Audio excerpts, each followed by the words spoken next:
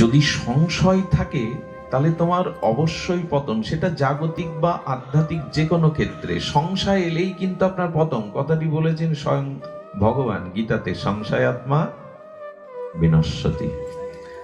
তো সাধকদের জন্য উনি কয়েকটা সংশয় অবমোদনের জন্য উড়িয়া বাবা সিদ্ধ মহাত্মা ব্রজে উনি বলেছেন, সংশয় যদি থাকে তো বিনাশ অবশ্যম্ভাবী।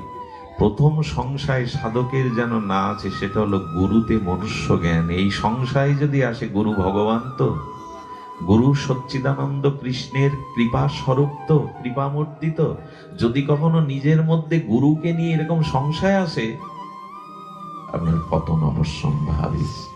খবরদার, যদি কখনো কোনো কারণে শ্রীগুরুতে আর সচ্চিদানন্দ ভগবানের অভিন্ন কৃপামূর্তি ব্যতীত অন্য ভাবনা আসে, এই সংশয় এক সময় মনে হয় শ্রী গুরুদেব তো ভগবান, আবার যদি মনে হয় না, এই সংশয় দূর করুন। যদি গুরুতে মনুষ্য জ্ঞান কখনো আসে আর এইরূপ সংশয় হৃদয়ে তৈরি হয়, তাহলে জানবেন সব গেল। আর যদি সংশয় না এনে বিশ্বাস আনতে পারেন, তবে গুরু যেমনই হোক, আপনার সংশয় মুক্ত শ্রী গুরুর প্রতি আনুগত্য শ্রদ্ধা আপনাকে ভগবান পাইয়ে দেবে, পাইয়ে দেবে। অমুক গুরু বড়, অমুক গুরু বড় না, গুরু তত্ত্বেই বিচার কোনোদিন আনবেন না। ওনার চরণ আশ্রয় করলে আমার খুব ভালো হতো মনে হয় না। গুরু হলো অভিন্ন তত্ত্ব। মদ গুরু শ্রী জগত গুরু, আমার গুরু। গুরু তত্ত্বে ভেদ নাই। অমুক গুরুর আশ্রয় করতে পারলে আমি আরো এগিয়ে যেতে পারতাম। এগিয়ে যাবে তো তোমার শ্রদ্ধায়। এক এক প্রতারক ভণ্ড, নীল নীল নয়, গেরুয়া কাপড় পরে মাঝির নৌকা পার হচ্ছে। মাঝি একেবারে ওপারে গিয়ে চরণে পড়ে গেছেন। চরণে পড়ে বলছেন, গুরু বাবা, গুরুদেব আপনি কৃপা করুন, করুণা করুন, আমাকে মন্ত্র দিন, মন্ত্রের দ্বারাই আমি ত্রাণ পাবো, মুক্তি পাবো, প্রেম ভক্তি পাবো, ঈশ্বর পাবো। ইনি মনে করলেন হ্যাঁ, এর কাছ থেকে সকালে কিছু নেওয়া যাক। বলে হ্যাঁ মন্ত্র দেব, কিন্তু দক্ষিণা কি দিবি? বলে যা কিছু সপ্তাহবার রোজগার করেছি, এতে যা আছে সব অর্থ আপনাকে দিয়ে দিচ্ছি, কৃপা করে মন্ত্র দিন। এখন নদীর জলে ডুব দিয়ে সে কানে দিল 10 হাত। কি দেবে? তো প্রতারক। প্রতিটা খেয়াই আর দাঁড় বাইতে বাইতে, হাল বাইতে বাইতে একান্ত মনে আর ভেতরের শ্রদ্ধালু চিত্তে উৎকণ্ঠা ব্যাকুলতায় 10 হাত 10 হাত 10 হাত জপ করছে। একদিন সকালে দশভুজা মা দুর্গায় আবির্ভূতা হয়ে গেলেন। এত আকুলতা তোর, এত ব্যাকুলতা, মাই তাকে বৈষ্ণব মন্ত্র দিয়ে তরালেন। আমার মন্ত্র ছোট, আমার মন্ত্র বড়, আমার গুরুদেব জগৎ খ্যাত না, এরকম না। যা পেয়েছেন তাতে যদি শ্রদ্ধা, দেখুন ভাগবত উপাখ্যানে আছে, গুরুদেব চাতুর্মাস্য ব্রত করতে এক রাজার রূপ শিষ্যের গৃহে আসতেন। তো নিয়ম সেবা মাসটা তিনি এই রাজার বাড়িতেই কাটাতেন। 15 দিন নিয়ম সেবা অতিবাহিত হলো রাজা রানী দুজনে মিলে, চাকর বাকর দিয়ে না, কারণ গুরু সেবা বৈষ্ণব সেবা চাকর বাকর দিয়ে করতে নেই, যত সম্ভব নিজের হাতেই করতে হয়। সেবা কখনো অন্যের দিয়ে করতে নেই, তাতে অনুরাগ আসে না, আর সেটা শাস্ত্র অনুমোদিতও নয়। সেবা নিজে হাতে করতে হয়। আমার মাঝে মাঝে মনে হয় এখন মন্দির করার হিড়িক পড়েছে। কেউ একটু পাঠ করতে পারলে, কেউ এ পথে আসলে মন্দির করার জন্য ব্যস্ত। একটা সময় দেখবেন এই মন্দিরগুলোকে প্রদীপ দেওয়ার লোক পাবেন না, খসে খসে পড়বে। আমার মনে হয় মন্দির তৈরি করা ভালো। মন্দির নির্মাণ করলে ভগবান তাকে আত্মসাৎ করে নেয়, তার বংশকেও নিয়ে নেয়। কিন্তু আমার মনে হয় মন্দির তৈরি করা ভালো, সেটা হলো এই দেহকে মন্দির করা ভালো। প্রত্যেকটা দেহ যেন মন্দির হয়, প্রত্যেকটা দেহ যেন মন্দির হয়। বাইরে মন্দির করে দেখবার লোক নেই, উপাসনার লোক নেই, শঙ্খ দেওয়ার লোক নেই, প্রদীপ জ্বালাবার লোক নেই, খসে খসে পড়ছে। দেহটাকে মন্দির করো, এখানে ভগবানকে বসাও। তাহলে কত মন্দির বেড়ে যাবে, ভগবান কত জায়গায় পূজা পাবে। দেহ মন্দির করার যা ইচ্ছা খাবো, সদাচার পালন করব না, দীক্ষা নেই, শিক্ষা নেই, হরিনাম নেই, সদাচার নেই, ব্রত নেই, মন্দির বাইরে করলেই বুঝি সব হয়ে গেল। মন্দির করে করে আমরা ভগবানকে কিরকম অপমান করি জানেন মাঝে মাঝে? সকলে না, তার মানে যে মন্দির নির্মাণ করে সে মন্দিরে যাওয়ার সুযোগ থাকে না, কিন্তু মন্দিরে যে ডোনেশন দেয় তার বাড়ি 10 বার যায়। মন্দির যিনি নির্মাণ করছেন, ধনী ব্যক্তি বলেছে আমি 5 লাখ টাকা দেবো, তার বাড়ি 5 বার যায়, অথচ ভগবানের কাছে সময় নেই। কি হবে এই মন্দির করে? তার কাছে যেতে পারলে তো ডোনেশন দাতার বাড়ি যায়। আর কি মন্দির করে কি হয় জানেন? মন্দির করে করে ভগবানকে এই ভিক্ষার ঝুলিটা নিয়ে দিছি ভগবানের হাতে। কথাটা রূঢ় কিন্তু বাস্তব সত্য। দেখবেন সব মন্দিরে বড় বাক্স তৈরি করা, দান বাক্স, এখন ভগবানের সামনেই। ভগবান খুব ভিখারি না, তাকে দেখতে গেলে ওইখানে আগে বাক্স বড় করে তৈরি করা। মাঝে মাঝে মনে হয় ওই দুর্গা পূজায় গিয়েছিলাম কোথায়, গিয়ে দেখি সাবিত্রী সত্যবান তৈরি করা। কি বলবো, এমন মহাসতীর হাতে মালসা তুলে দিয়েছে 2-4 টাকা দেবে বলে। এই জাতির কি দুর্দশা! সাবিত্রীর হাতেই মালসা ধরি। আমার মনে হয় মাঝে মাঝে এরপরে নাম যজ্ঞে নিতাই গৌর তৈরি করেও কবে না মালসা ধরিয়ে দেয়, দাও আমার হাতে দাও। কি দুর্দশা হলে এই জাতির! এই দান বাক্স বড়, এটা আসমনের পাত্র নেই যে মানুষ হাতটা ধুয়ে প্রণাম করবে, আসমনের পাত্র নেই, দান বাক্স ভগবানের খুব অভাব যে ওখানে দাও। সব বিড়ম্বনা তৈরি। যেন দেহকে মন্দির করুন, হৃদয়ে তাকে বসান, এই মন্দিরের মূল্য আছে, এই মন্দিরে তাকে ধরে রাখুন। যাই হোক, আমরা ফিরে আসি। এই জন্য ভগবানকে চাওয়া চায়, আর সে চাওয়াটা নিষ্কপট হওয়া চায়। বাইরের এই সব জড়িয়ে গেলে উপাধি, তার দিকে যাওয়া হবে না। এগুলোই তো চান, এগুলি। কৃষ্ণ যদি ছোটেন ভক্তে ভক্তি মুক্তি দিয়া, প্রেম ভক্তি নাহি দেন রাখেন লুকাইয়া। কৃষ্ণ যদি ছুটে ভক্তে ভক্তি মুক্তি দিয়া, কৃষ্ণ ছুটছেন, তুমি ভক্তি নেবে, অনন্ত প্রকার ভোগ নেবে, মুক্তি নেবে, যশ খ্যাতি নেবে, ছুটছেন কৃষ্ণ দেওয়ার জন্য, কিন্তু প্রেম ভক্তি পেছনে লুকিয়ে রেখেছে। প্রেম ভক্তি সহজে দেন না উনি। আমরা বাইরেরটাই ভুলে বসে আছি। এই জন্য শ্রী গুরুকে মনুষ্য জ্ঞান যদি সংশয় এখানে এসে যায়, গুরুদেব ভগবান তো, ভগবানের কৃপামূর্তি তো গেল। উড়িয়া বাবা বললেন, সংশয়াত্মা বিনাশতি যদি গোবিন্দের মুখের কথাই হয় তবে এনো না। দ্বিতীয়ত বলছেন, ভগবানের বিগ্রহকে ধাতু বুদ্ধি, শিলা বুদ্ধি, পাথর বুদ্ধি, এই বুদ্ধি যদি আসে, সংশয়াত্মা কতগুলো খুব মারবি। ঘরে তো ঠাকুর আছে আমাদের, আছে না? নারায়ণ শিলা আছে, রাধা মাধব আছে, পটে থাকুক, ধাতুতে থাকুক, বিগ্রহতে যদি শিলা বুদ্ধি আসে, পাথর বুদ্ধি আসে, মাটি বুদ্ধি, মৃত্তিকা বুদ্ধি আসে, এই সংশয়ে সব গেল। এই জন্য অনুরোধ করছে হাত জোর করে, ঘরে যে নিতাই গৌর রেখেছেন, রাধা মাধব, জগন্নাথ রেখেছেন, ওটা পুরী থেকে, বৃন্দাবন থেকে, নবদ্বীপ থেকে, যজ্ঞের বাজার থেকে কিনে এনে বসেন না। ওটা অর্চন করলে কোটি জন্মেও কিছু হবে না। ওই বিগ্রহকে উপযুক্ত বৈদিক মন্ত্র দ্বারা, আচার্যের দ্বারা প্রাণ প্রতিষ্ঠা অভিষেক করে অর্চন করতে হবে, নাহলে কোনো কালে কাজ হবে না। আমি খুব দৃঢ় কণ্ঠে বলতে পারি, এখানে আমরা যারা ঘরে বিগ্রহ পূজা করি তাদের 90% বিগ্রহ প্রাণ প্রতিষ্ঠা করা না।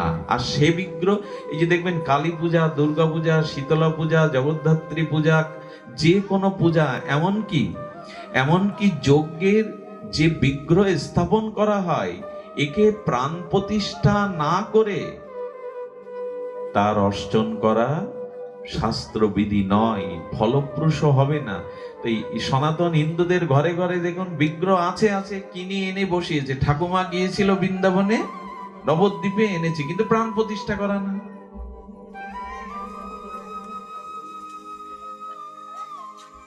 এই জন্য বিগ্রহকে পট বা ছবি, পাথর বা মূর্তি এ যদি ভাবেন তো শেষ। দক্ষিণ ভারতে এক মহান আচার্য গেছেন, নারায়ণ শিলাকে তিনি দিব্য জ্ঞানে, সাক্ষাৎ নারায়ণ জ্ঞানে নারায়ণ শিলা পূজা করেন। এক ভক্তের গৃহে গিয়ে 3 দিন ব্যাপী ভাগবতে ওই নারায়ণ শিলার ব্যাখ্যা, শ্রীবিগ্রহের মহিমা, মাহাত্ম্য বললেন। এক যুবতী মেয়ে ঘরের ভেতর থেকে ওই বাড়িতে শুনছে যে বিগ্রহ সাক্ষাৎ অভিন্ন ভগবান, সচ্চিদানন্দ ভগবানেরই প্রকাশ হলো এই বিগ্রহ। প্রতিমা নও তুমি, সাক্ষাৎ ব্রজেন্দ্র নন্দন, তুমি ব্রজেন্দ্র নন্দন। এই মৌন মুদ্রা রূপে আমার ঘরে তুমি এসেছো, আমি তো তোমার কাছে যেতে পারবো না, তাই ভগবান তুমি নীরব মৌন মূর্তিতে আমার ঘরে তুমি এসেছো, তুমি কৃপা করবে, আমার ঘরে বিগ্রহ রূপে এসেছো। বলে কথা বলে না কেন? বলে কথা বলে না তোমার সেবা দেখবে বলে, না বলে দেখি যে আমাকে কি করে সেবা করে, কি করে চায়। এই জন্য মৌন মুদ্রা নিয়ে অবলম্বন করে গোবিন্দ বিগ্রহ রূপে আমার ঘরে আছে। তো যখন নারায়ণ শিলার এরকম অপূর্ব মাধুর্য ব্যাখ্যা শুনলো, বাবাজি মহারাজ যখন চলে যায়, কুমারী মেয়েটা এসে চরণে পড়ে গেছে, বাবা বাবা আমাকে আপনার ঠাকুর দিয়ে যান, আমি আজ থেকে সাক্ষাৎ ভগবান, তো আপনার ব্যাখ্যা শুনলাম, শাস্ত্র অর্থ শুনলাম, আজ থেকে ভগবান মনে করেই আমি এই শিলার পূজা করব, কৃপা করে আমাকে দিয়ে যান। চিন্তা করছেন নিজের পূজিত সেবিত বিগ্রহ তো দেওয়া যাবে না, কিন্তু ওর ব্যাকুলতা দেখে, ওর চোখের জল দেখে একে এড়িয়েও যেতে পারে, আমি না হলে বাঁচবো না, আমাকে দিয়ে যান, আজ থেকে আমি সব অনুরাগ প্রীতি দিয়েই সেবা করব। বাবা বললেন, মা আমি ব্যবস্থা করছি। উনি বাইরে এসে রাস্তায় একটা কালো পাথর পেলেন, সেই পাথরটা একটু গঙ্গা জল দিয়ে ধুয়ে, আর একটু বললেন এতে আর কি প্রাণ প্রতিষ্ঠা করব, তবু একটু ধুয়ে গঙ্গা জল দিয়ে তুলসী দিয়ে বললেন, মা আজ থেকে এই তোর বিগ্রহ। কুমারী মেয়েটা বুক পেতে আঁচল পেতে নিয়ে নিল, বলে আমার ঠাকুরের নামকরণ করে যান। দেখবেন গুরুদেবের কাছে, আচার্যের কাছে বিগ্রহ প্রাণ প্রতিষ্ঠা করার পর গুরুদেব তার একটা নাম দিয়ে দেন, যে কারো মদন মোহন, কারো মুরারি মোহন, কারো রাধা কালাচাঁদ, কারো শ্যামসুন্দর, একটা নাম দিয়ে দেন। আমার বিগ্রহের একটা নাম থাকতে হবে, রূপ আছে তাই না, তো তার তো একটা নাম থাকতে হবে, এই জন্য বিগ্রহের একটা নামকরণ হয়। তো উনি তখন মনে মনে একটা নাম দিলেন, শিলপিল্লে ভগবান। দক্ষিণ ভারতে নোড়াকে, পাথরকে বলে শিল, আর নাম দিলেন পিল্লে, শিলপিল্লে ভগবান। কি আর দেবেন, নারায়ণ তো বলতে পারছেন না, গোবিন্দ তো বলতে পারছেন না, দিলেন শিলপিল্লে ভগবান। নামটা একটু মনে রাখুন, কি দিলেন? শিলপিল্লে, শিল মানে নোড়া, তো শিলপিল্লে ভগবান। ও কিন্তু বিশ্বাসের সহিত নিয়ে নিল। 1 বছর ধরে তাকে ফুল তুলসী দিয়ে, মনের অনুরাগ দিয়ে সেবা করতে করতে বিবাহ স্থির হলো। বিবাহে যখন বিদায় লগ্নে বিদায় নিচ্ছে, তখন সিংহাসনে ওকে বুকে চেপে ধরে যাচ্ছে, ওকে ছাড়বে না। স্বামী ছিল বৈষ্ণব বিরোধী, ভগবত বিমুখ, নাস্তিক। স্বামী বলছে বিয়ে হলো, একবারও আমার দিকে তাকাচ্ছে না, বুকে চেপে ধরে কাঁদছে আর বুকে জড়িয়ে ধরেছে। ওর হয়েছে রাগ, একটা ব্রিজ পাওয়ার সময় ও রাগে জোর করে ও সেই শিলপিল্লে নদীর মধ্যে ছুঁড়ে ফেলে দিয়েছে। কি বলবো, 2 দিন মেয়েটা জল স্পর্শ করেনি, বিরহ শোকে আমার ঠাকুর আমায় ছেড়ে চলে গেল, এদের মুখও আমি দেখবো না। 2 দিন না খেয়ে, জল অন্ন না পেয়ে ঘরে দৌড় দিয়ে পড়ে আছে। শ্বশুরের কানে কথাটা গেল, নূতন বধূর উপরে এই অত্যাচার। বুদ্ধিমান শ্বশুর গিয়ে বলল, মা বড় অন্যায় হয়ে গেছে, তোমার ঠাকুরকে এভাবে ও মূর্খ ফেলে দিয়েছে, আমি ক্ষমা চাইছি, তুমি জলান্ন নাও। বলল, তাকে না ফেলে আমি এই শরীরই ত্যাগ করব। প্রাণ চলে গেলে কি দেহ থাকে? আমার প্রাণই তো চলে গেছে, আমি বাঁচবো না তাকে ছাড়া। দেখলেন একটা উপায় করা দরকার। বলে, মা কোথায় ফেলেছিল, আমি ধীবর জেলেদের ডাকছি, ধীবরদের ডাকছি, জাল ফেলে। ও নদীর স্রোত খুব বেশি না, অল্প স্রোতস্বিনী নদী, সামান্য শুকিয়ে যাওয়া নদীতে পাওয়া যাবে, চলো মা। আশায় বুক বেঁধে ধীবরদের ফেললো, শ্বশুর বুদ্ধির কাজ করছে, ও কি স্রোতে পাওয়া যায়? ওকে সান্ত্বনা দেওয়ার জন্য নদীর পাড়ে এনে ও স্বামীও এসেছে, বলে চল, তুই ফেলে দিয়েছিস কোথায়, চল। স্বামী হাসছে আর বলছে, পাগলামি। হ্যাঁ, নদীতে ফেলে দিলে পাথর পাওয়া যায়, পাগলামি। যখন বহুক্ষণ জাল ফেলে ফেলে দিবাররা ক্লান্ত হয়ে গেছে, স্বামী কানে কানে বলছে, তো তোমার ভগবান যদি এত ভগবান হয়, প্রিয় হয়, তাকে ফিরে আসতে বলো না তোমার কাছে, তাহলে বুঝবো ভগবান সত্য। যেই বলেছে, আঁচল পেতে বধূ নদীর কূলে দাঁড়িয়ে চোখের জল ছেড়ে দিয়েছে, এসো ঠাকুর, আমি তো তোমাকে ভালোবেসেছি, প্রাণ দিয়ে ভালোবেসেছি, অনুরাগ দিয়ে, এসো তুমি, তুমি যদি আমার হও, আমি যদি তোমাকে অনুরাগ প্রীতি দিয়ে ভালোবাসি, তুমি এসো। কি বলবো আপনাদের, নদীর স্রোত বিপরীতে এলো, স্রোতের উপরে ভাসতে ভাসতে শিল্পিল্লে ভগবান তার আঁচলে উঠে দেখা দিল।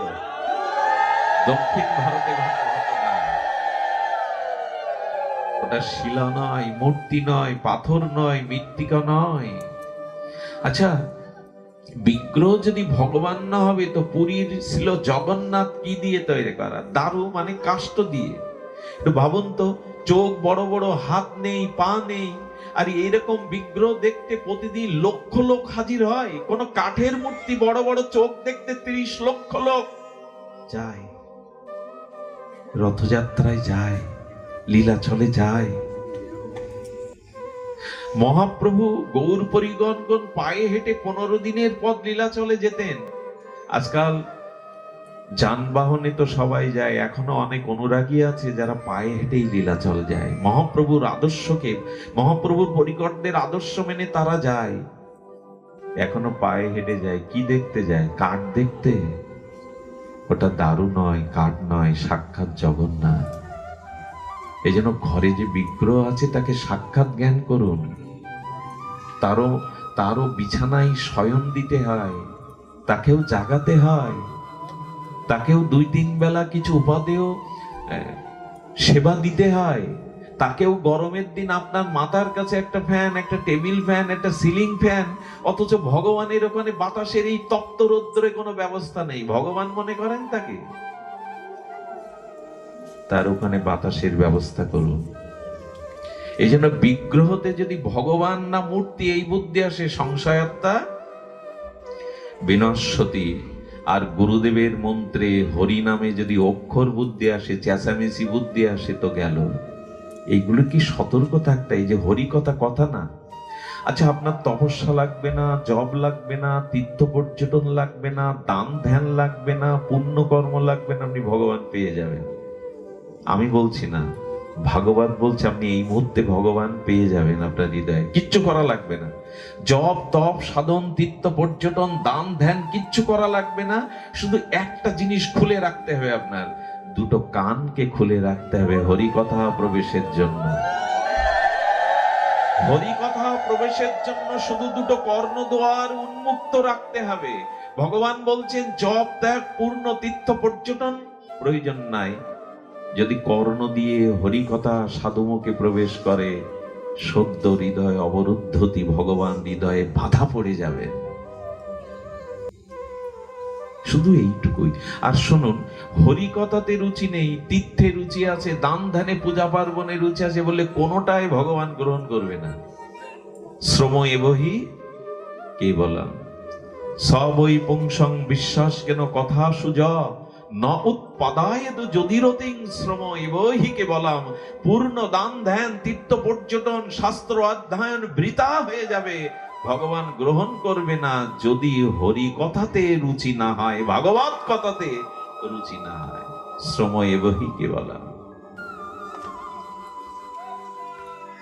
কোনো কিছুর শুধু কৃষ্ণ কথা কান দিয়ে সাধুমুখে ভেতরে প্রবেশ করা, ওইখানেই বসে যাবে ভগবান। আজ পর্যন্ত আমাদের যেটুকু ভগবত স্মৃতি হৃদয়ে উদয় হয়েছে, এর প্রধান কারণ গুরুমুখে সাধুমুখে হরিকথা শ্রবণের জন্য।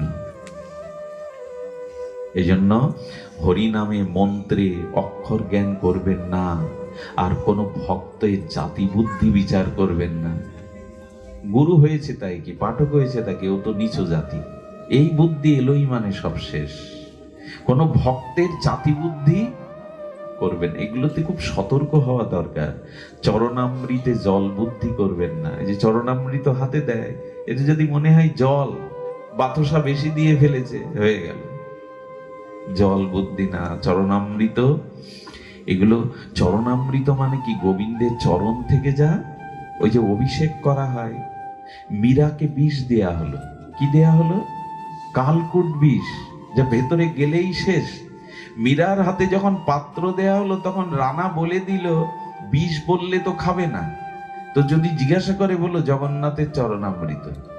মীরার সামনে যেই দেয়া হলো, মীরার এক দাসী সেবিকা বলছে, মীরা, চরণামৃত রং তো এভাবে কালো হয় না, ও বিষ। কিন্তু যে নিয়ে গেছে সে বলেছে এটা জগন্নাথের চরণামৃত।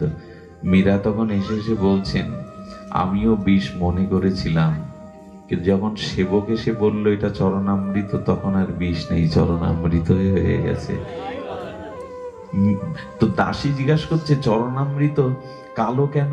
বলে, জগন্নাথকে সিঙ্গার করা হয়েছিল, তো রং দিয়ে সিঙ্গার করা হয়, তো সেই অভিষেক করতে গিয়ে সেই সিঙ্গারের রংগুলোতেই কালো হয়ে গেছে। এই বিশ্বাসে মীরা বিষ মুখে দিল, বিষ থাকলো গো। চরণামৃতেতে যেন জলবুদ্ধি না আসে। এই যে একটু পরে প্রসাদ পাবেন, এতে যেন অন্ন বুদ্ধি, খিচুড়ি খাবো না, হয়ে গেল, খিচুড়ি খাবো না। কি যারা অনুষ্ঠান দেয় তারা এক বিড়ম্বনায়, পেপার রাখতে হয়। মা অনুষ্ঠান দিলে আজকাল কি অরুণদা চাই কি, পেপার আছে?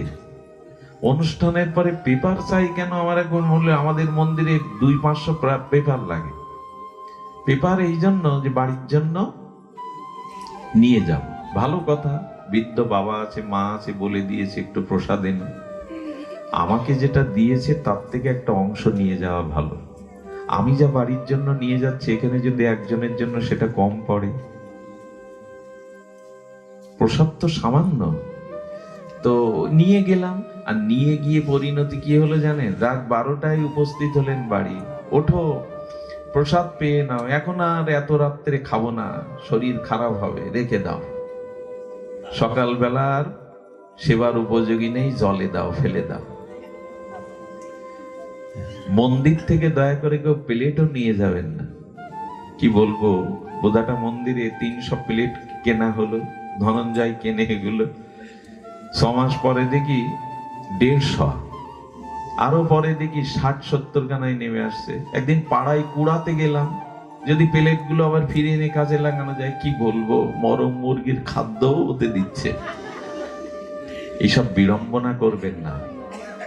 পাত্র দিন আমি পৌঁছে দেব, অনেকেই আর স্মরণ থাকেন, এগুলো সব বিড়ম্বনা। প্রসাদে আমাদের খিচুড়ি বুদ্ধি যদি এসে যায়, খিচুড়িকে অনেকে যুগল বলে, এটাও বলবেন না, অপরাধ।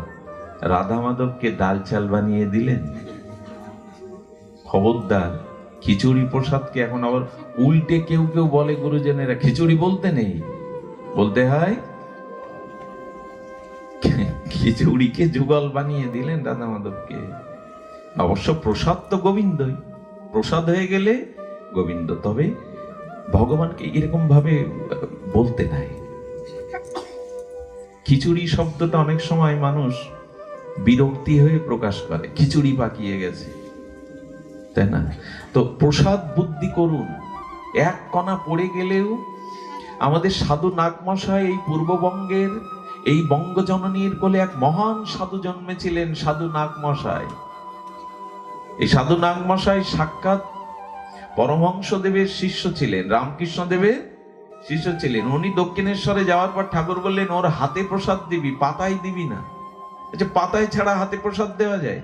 সেই শাল পাতাতে দিয়েছে, প্রসাদ পেতে পেতে সে পাতা চিবাতে শুরু করেছে নাগমশাই। বললে, মশাই আপনি পাতা চিবাচ্ছেন কেন? বলো, গুরুর অধরামৃত, ভগবানের অধরামৃত এই পাতায় লেগে আছে, এটা ফেলবো কোথায়? ওটাও প্রসাদ হয়ে গেছে। কি প্রসাদ বুদ্ধি! এদের কৃপা ছাড়া আমাদের হবে? তো যাই হোক, আমরা বলছিলাম এই সংশয় যদি আসে তো ভজন জগতে বিনাশ এসে গেল। সময় নেব না, শুধু এইটুকু বলবো, এখানে যেহেতু গ্রন্থ সামনে থাকলে এড়িয়ে যেতে নেই, ভাবতে হবে যদি আবেগে চলে যায়, গ্রন্থ সামনে রেখে গ্রন্থের বাইরের কথা বলতে গেলে অন্তত গ্রন্থকে একটু স্পর্শ করতে হয়। তো মাধুর্য ভগবত্তার সার ব্রজে কইলা পরচার, তাহা সুখ ব্যাসের নন্দন, স্থানে স্থানে চোখে তো দেখি না, ভাগবতে বর্ণিয়াছে নানা মতে, যাহা শুনি মাতে ভক্তগণ। এই পয়েরটা গ্রন্থ সাক্ষাৎ অভিন্ন গোবিন্দ পলেবার তার পূজা, তার শ্রদ্ধাঞ্জলির জন্য একটু আমরা যাতে মাতে ভক্তগণ। মাতা মানে কি? মদিরা পান করলে যেমন মেতে ওঠে মানুষ, একেবারে হেলে দুলে চলে, তেমন এই ব্রজের মাধুর্যের সার যুগল ভজনের, আমাদের এই মাধুর্য ভজনের লীলা কথা শ্রবণে ভক্তদের হৃদয় মেতে ওঠে। ভক্তদের হৃদয় তখনই মেতে ওঠে যখন এই মাধুর্য ভগবত্তার সার ব্রজে কইলা পরচার, এই ব্রজের মাধুর্য যখন আমরা সামান্য একটু শ্রবণ করি। আমার কথা এই